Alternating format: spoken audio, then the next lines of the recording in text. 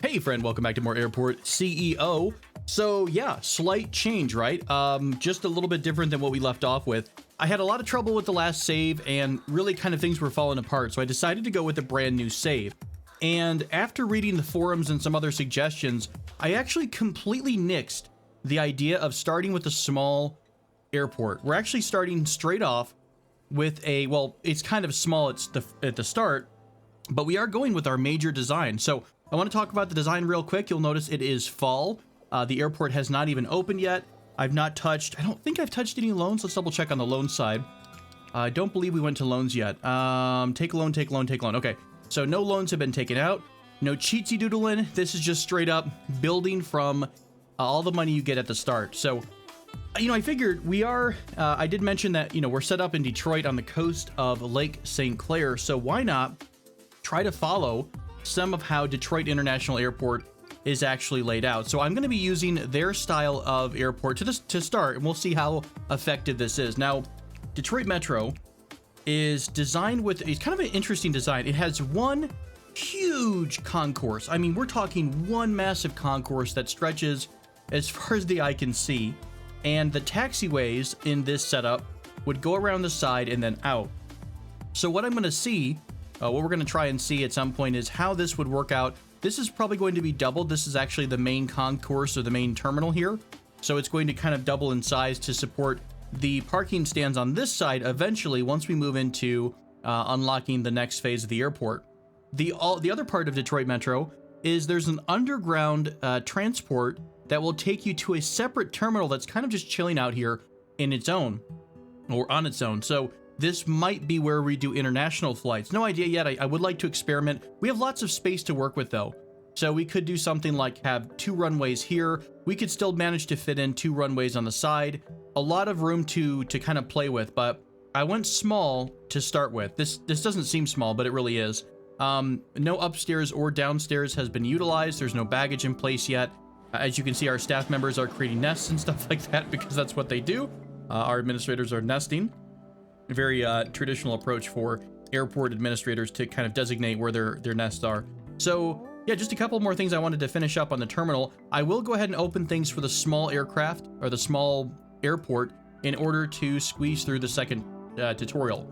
We want to basically be able to place at least 5 aircraft stands. All right, well, a little bit more work to do, but I want to complete that second tutorial in order to get $1 million because I'm kind of thinking that we might try out the second story approach for in terms of getting on and off your aircraft. So instead of having this one main floor, this is, by the way, this is how security is going to be this time around. We're actually going to have security on this right side, so people move up and then through security and then up a hallway into the main part of the terminal, and currently everyone exits through this secure area. So what we could do for the second floor is put an escalator right here that forces people up to the second floor.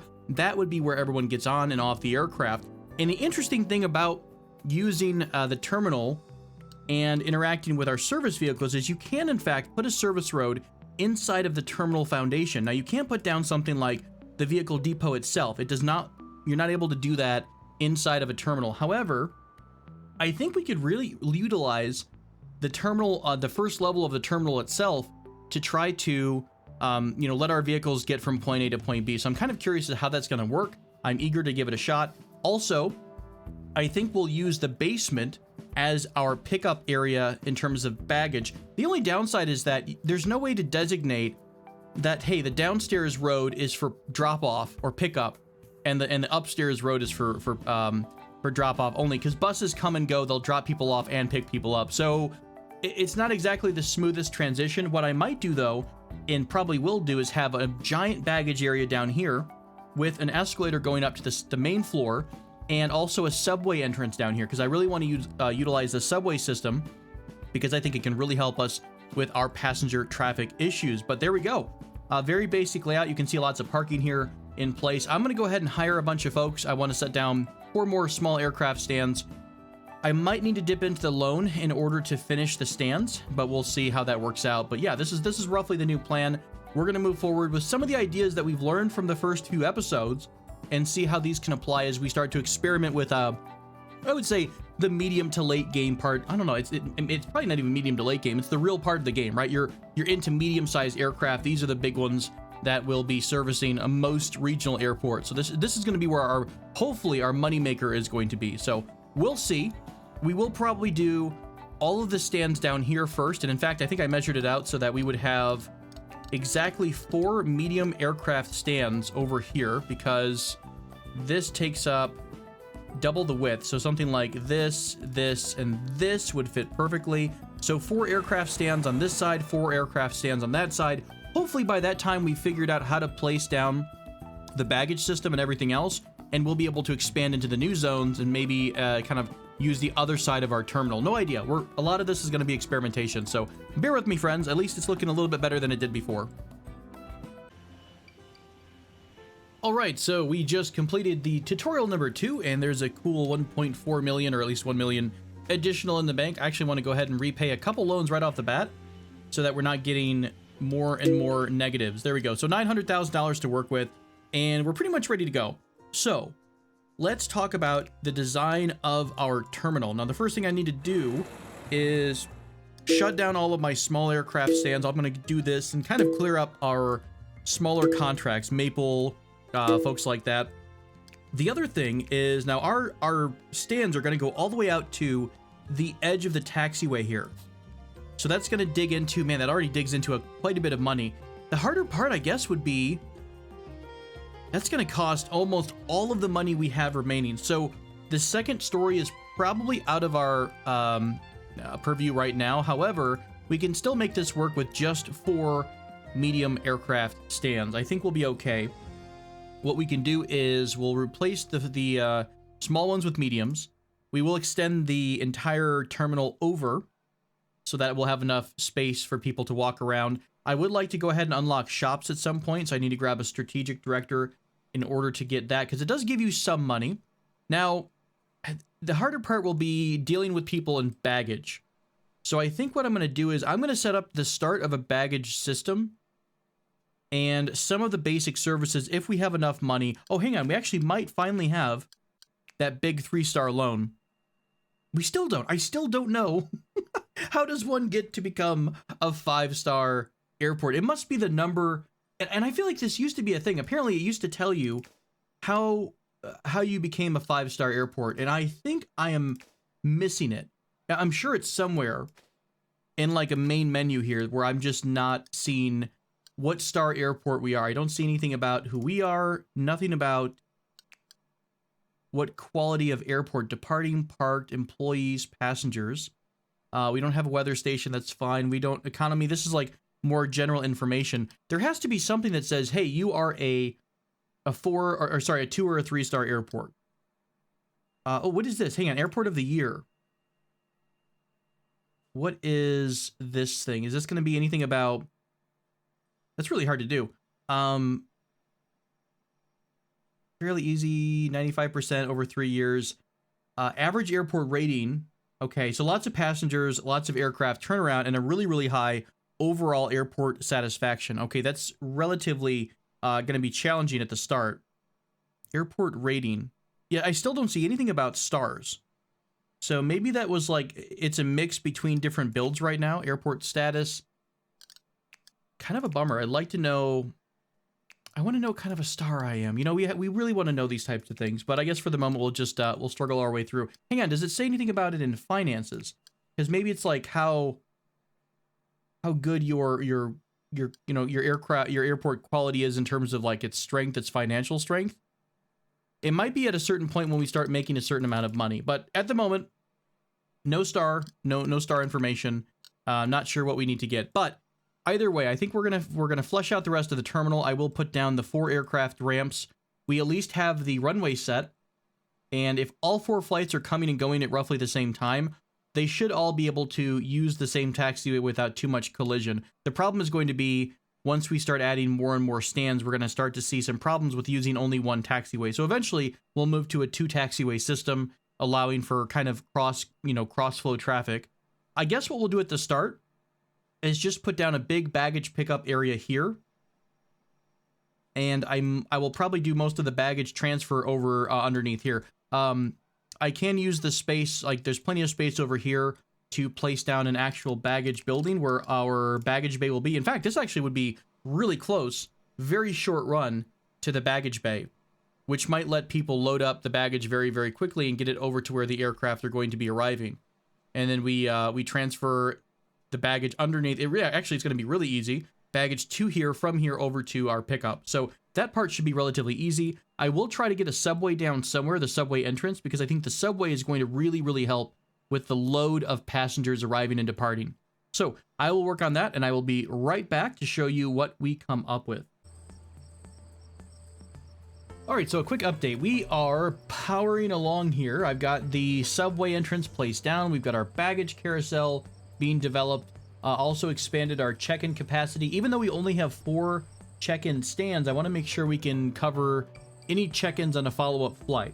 We also will have this space to utilize as well. Hopefully, if we expand maybe on this side a little bit before we have to go downstairs. But either way, I think the entrance is, I mean, it's very boring, right? But it's down and it's functional. I actually decided instead of going down initially, I actually have all of the baggage being delivered directly through, kind of like quasi-cheatsy doodling, but not quite cheatsy doodling. But I've got the baggage going right over to the baggage bay, which is kind of cool.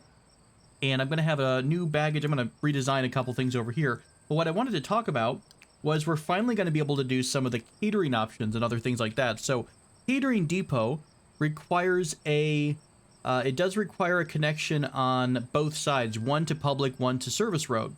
And it almost fits perfectly. Like that is so freaking close. I think I'd almost rather just have, I guess at the end of the day, it doesn't really matter. We'll just do it like this. I'll leave a little tiny bit of a gap with, you know what, hang on. Foresight, right? Foresight. In case we need to put down another baggage bay, we'll want to save ourselves a little bit of space. So this is probably where we would put the baggage bay. That is about 4 tiles over.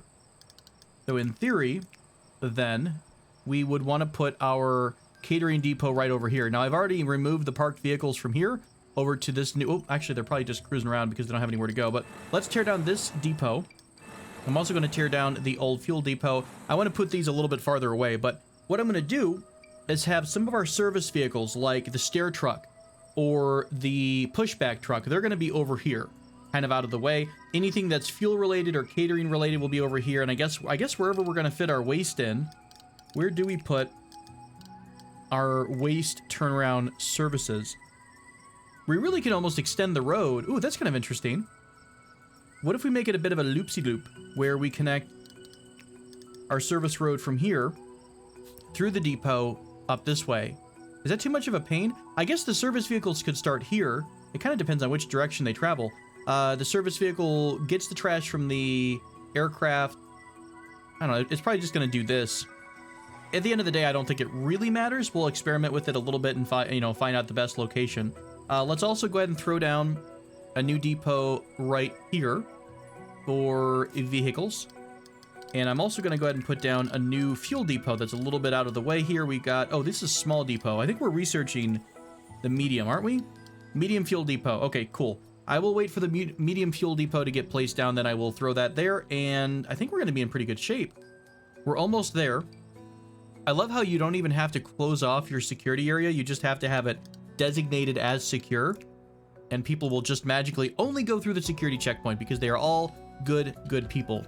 I'm digging it. I will expand our staff room at some point. I did also start the research for shops and for restaurants. So I'm going to try to throw a really tiny, although I could, if we're really, digging for space or desperate for space, we could throw in one entire row here. Why not? Sure, for fun, we'll do that. We'll go ahead and add, do we want to go right up against the terminal? Not quite, or the taxiway. We'll add an entirely new row of terminal down just to give ourselves a little more space between where people walk and then where people go shop. For fun. Have to do the normal stuff here, like put a door down and connect our boarding desks with the parking areas. That's all relatively simple. There is our return for baggage. Baggage goes all the way, kind of like dips down back here and goes underneath all the way until it pops up in the middle of our claim area. And I will try to make this include I don't know, maybe you need to include, what I'm talking about is this right here. When you designate where a baggage domestic baggage area is something like this. And then you can also include your chairs and stuff like that inside of it, so they only stay there. One other thing I completely forgot about, I just noticed it when going into the boarding menu, was the baggage scanner and whatnot. So, well, hang on. Oh, it goes the wrong way. I'm so close to making that work. We could, I mean, we could just do this and then have the excess baggage get spewed out to the north, for lack of a better term, into a baggage destroyer that's placed right here, and then have this little section dip down and under. I'll probably do that. I think we do want to have at least one layer of baggage security there, or else we might get fussed at some point. Okay, so I think we're almost ready to go ahead and open things up to the medium style aircraft. We have our runway all set up to go. It is enable. Let's go ahead and remove small aircraft completely. Also, that being said, I probably want to go in here and say farewell to our lovely contract that we already have with Maple. Do we lose any money out of that? I don't think you do. No, I don't believe you do. Farewell, friends. You've served us well for all, 5 flights I think we had. Between all of them, we'll remove Stripe Air and Forest Air. So we need a couple of new contracts. Number one, we need a contract for food. So let's go ahead and grab Conway Catering over Happy Pig. They're going to be providing the meals. And I think that's roughly it. Let's go ahead and grab some new airlines here. And as you can tell, we've got some traditional US and Canadian airlines, Alaska Air. We've got American. We've got United. I'm going to go ahead and grab United as well. And we'll finish it out with Southwest. Sounds great. Okay. So, wait, what the heck? Did that just say no aircraft? Hang on, where did that go? B737, 757. Okay, I didn't see the medium part of the Southwest thing. All right, so we've got 4 contracts. Another cool thing I learned some point along the way is that you can actually dedicate certain aircraft stands to an airline. So we can say that this is the Alaskan Airlines gate. This is Southwest, American, and United. No, I mean, it could be cool later on. I actually know some airports have so many regional flights with a certain carrier that the entire terminal is basically their terminal. So you might have Terminal A that is actually all Delta, for example, because Delta tends to do a ton, at least in the areas that I travel. They're always really, really popular, along with up in Michigan as well, but not so much down south. Southwest, of course, Alaska, obviously, probably wouldn't be operating out of Detroit, but you know what? I don't care. I want Alaska here with us. We also researched the shop stuff, and I think I will experiment with that in the next episode once we see that things are moving relatively smoothly. We're almost done with the last few items here. We've got our cargo annihilator in place, and I do have like a little dippy-doo to go underneath the kind of the baggage row that's going into the annihilator. So that should take care of that. We actually do have a ramp agent stationed, or a couple stationed at the baggage bay, which is pretty great, honestly. That means that that looks like it's working so far. Yeah, we still have a little bit of money left. We have to buy a couple more things, a couple more vehicles, but I think we're in much better spot, a much better place than we were last time. So let's go ahead and do a few things. Number one, I'm going to go ahead. Well, we're going to have to refill our pool of applicants. So I'm going to go ahead and grab all the passenger service, ramp agents, and security agents that are available right now, just to kind of start getting our numbers up a bit. Next up, let's go into our flight planner. It's almost the end of the day here. So we're going to go ahead and flip over to Tuesday, and let's set our first schedule. We're going to say that our earliest flight leaves at 7 o'clock, and I'm going to kind of give, I don't know, let's set this to about 60. Let's give it a 90-minute buffer. So this is the first Alaska flight. The next Alaska flight we'll say leaves 12:30 is fine, and then the next one is going to leave at 6 p.m. Sounds good. And then we can actually go through the entire list here. So what I'm trying to do is give myself, who's second? Southwest? I'm going to give myself about, let's do a 15-minute buffer between our flights. And again, the only reason I'm doing this manually the first time is so that eventually, once the auto planner kicks in, it does kind of take your original placements into consideration because everything is kind of buffered out a little bit. So what I'm trying to do is give myself and our services a little bit of a gap between everyone arriving at the same time, so we don't overwhelm everyone, right? So our parking area doesn't get completely overwhelmed, or the drop-off area, as well as security. So by staggering everything, we're hopefully giving everyone a little bit of a break. And I think I talked about this, sorry, by the way, in a previous episode, but I'm trying to rehash something since we're finally what seems to be with a working good medium map. So, or medium airport. We've got everything set. Our flights for tomorrow are in place. Hopefully the baggage will be finished overnight. I would assume so. I will get to see how the subway system works. That's I'm kind of eager to see how useful the subway is. As you can see, I've dedicated or split off the arrival area from the departing area to try to keep the traffic flowing. Lots of space for parking. We have our catering services. Vehicles, by the way. Let's grab some vehicles real quick. So, we are going to get 4 dedicated parking stands or stairwell vehicles because I don't know. I'm assuming we're going to need a trailer at every one, or sorry, the stairs at every one. So 4 stair trucks. We're going to grab 4 belt loaders. No idea if the belt loaders are even needed, but we're going to go ahead and grab them anyways. Let's also grab the large pull force baggage truck, 4 of them. It's probably overkill to get so many things at once, but I really want to make sure that we can service all the different aircraft. Let's grab 4 of the Maverick fuel trucks for AV1 or A1. And then the pushback trucks are going to be required to push back medium aircraft. And I think catering as well, but de-icing, I don't know. Cabin cleaning, yes. So de-icing is interesting because de-icing has its own separate pad. So here's a pad where aircraft park while being de-iced, a service that is requested when the temperature nears sub-zero degrees. Now, it's pretty freaking huge. It's the equivalent of a little bit bigger than a parking stand. So the problem is fitting this somewhere that's going to make sense in our airport. Now we could do it like over here. So if you want de-icing, you come all the way over here, up, over, and then back.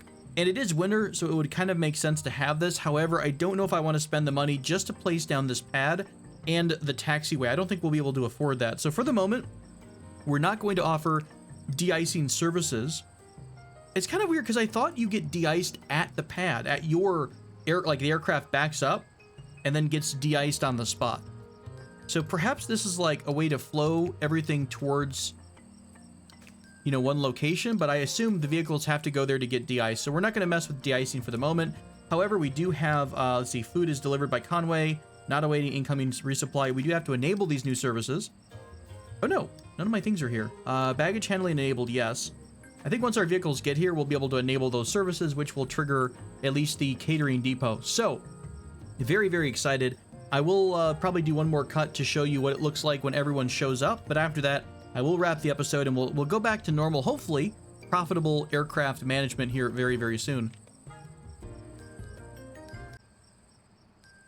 All right, so it looks like the hordes of people are starting to approach out of the subway. Kind of annoyed that they come in and then over, but it is what it is. We do have some early risers for the flights that are coming in. Gosh, you're at 00 is really when you start checking people in. When was our earliest flight? Did I mix this up? Did I leave on? Oh, I did not leave on the auto planner. No, they're just getting here super, super early. That's fair. The flight is landing at 3 in the morning. So we are going to be able to see how our new flow of traffic goes. We still have our contractors making an absolute hot mess. We at least have our baggage in place.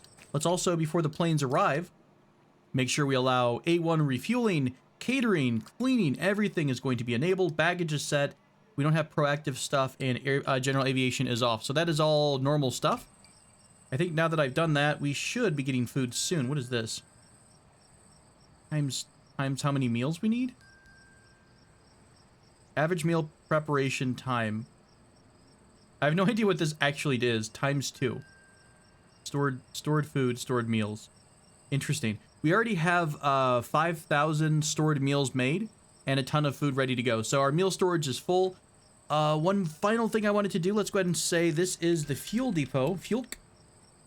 And then this is, we'll call this the service depot. And then I'm going to go through my vehicle management screen just to get some things organized. So let's make sure that all of our fuel trucks are assigned to the, hello? Fuel depot, service depot. Are you full? Oh, you're full. That's why we can't assign any more vehicles to it. So let's move all of things like the aircraft cleaning truck is going to go to the service depot. All of you. At least they're in batches of 4. Belt loader I might keep in the fuel depot. The stair trucks, I think I can assign those directly to a stand, which is kind of cool. So let's actually give each stair truck an assignment to one of these aircraft stands themselves. That way they're stationed there permanently. And really, honestly, the pushback truck too. Is this a pushback? We can do the same thing. Let's assign the pushback trucks to specific stands. It's going to free up all, extra parking. Baggage trucks, we are going to assign those to the fuel depot because they are the closest to the baggage loading area. Lovely. Catering trucks, we can set those. Gosh, are we even going to need anything at the service depot? I guess maybe not. Belt loader, we're going to assign those to the fuel depot as well. But that's pretty much, well, I'll go through the last of those in a minute. At least we have all the vehicles in place, which is good. I even put some lights down. Look how fancy we are. I've got a light placed down at our aircraft stand. Hey, are we actually set to receive? We are. We even have approach lights here.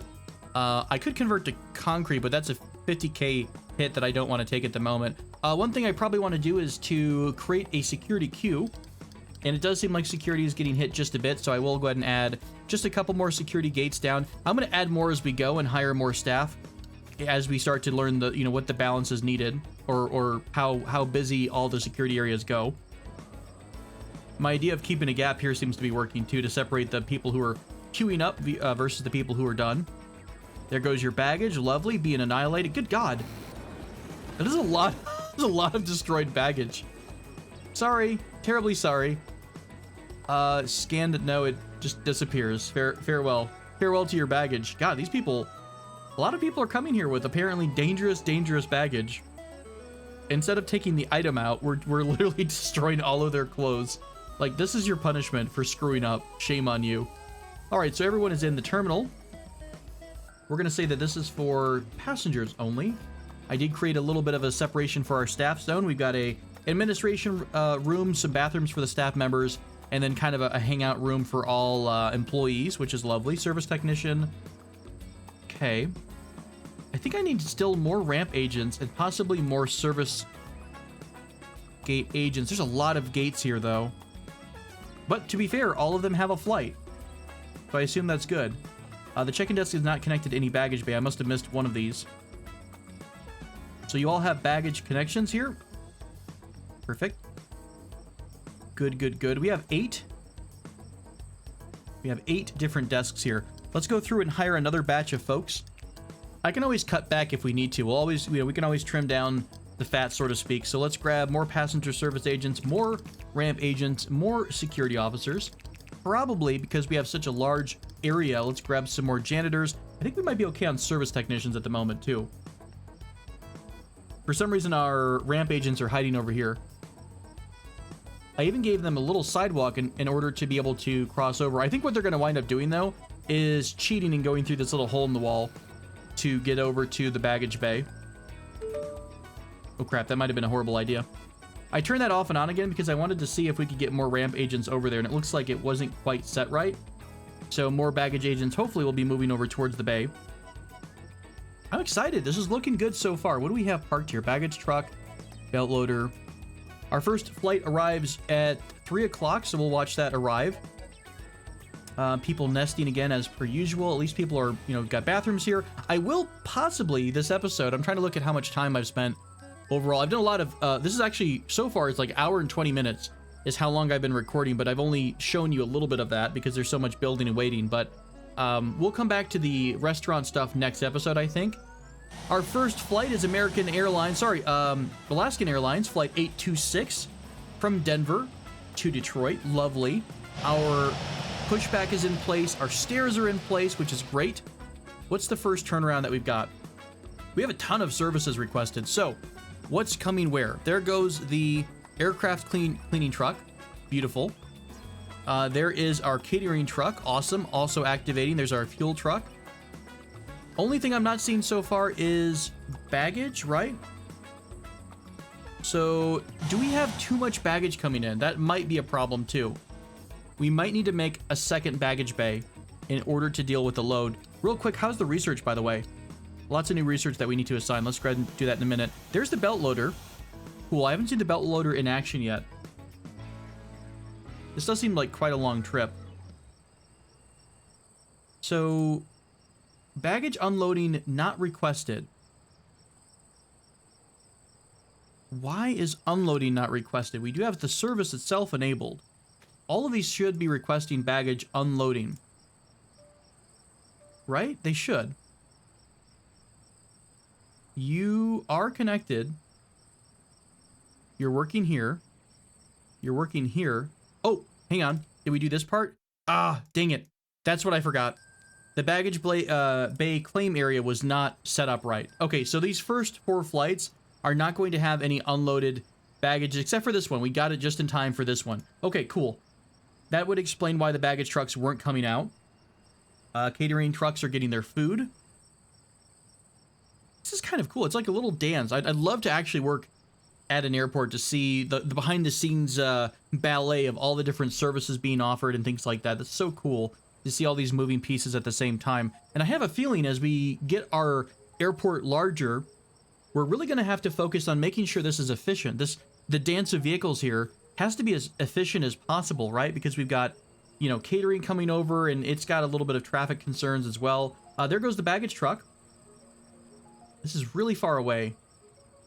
So the baggage truck goes to pick up first the unloading, then it has to come all the way back and then load again.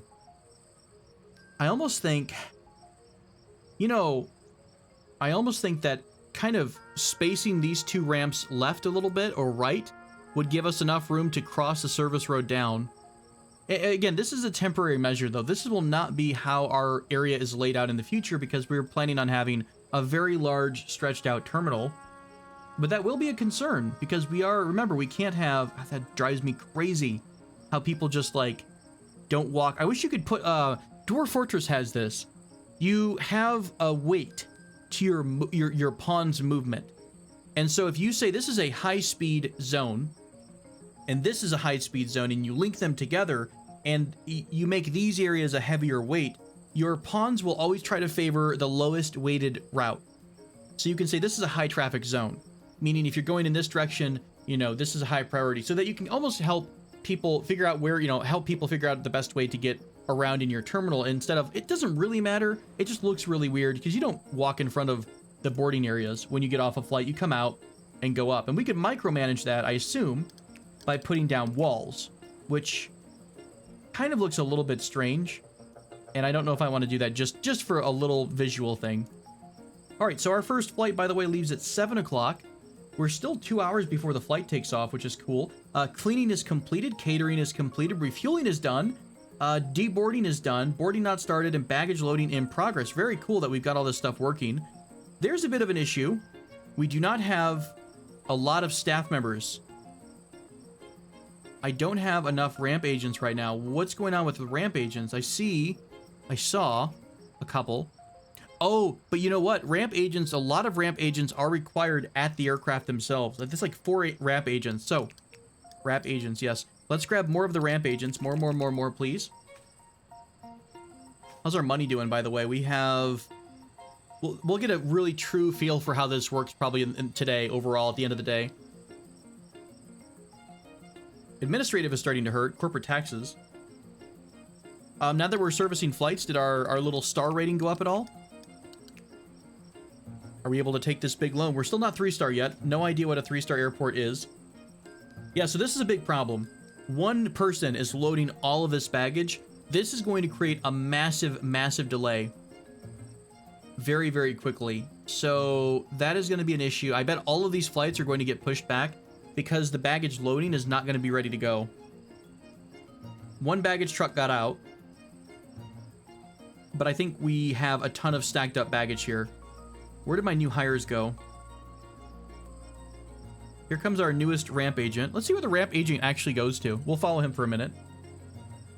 Andre Nido. Not even... oh, hey! Guess what? Even employees have to go through the security area. Very cool. He's actually going to the ramp. So that tells me that we're still short on ramp agents. So that will, in fact, be a problem. So we are going to have to just go ham on hiring these ramp agents for a bit. But that's fine. Again, balancing, stuff like that, we still need to figure out. At least all of our gates look like they're staffed. We need more janitors because the people are nesting and making trash.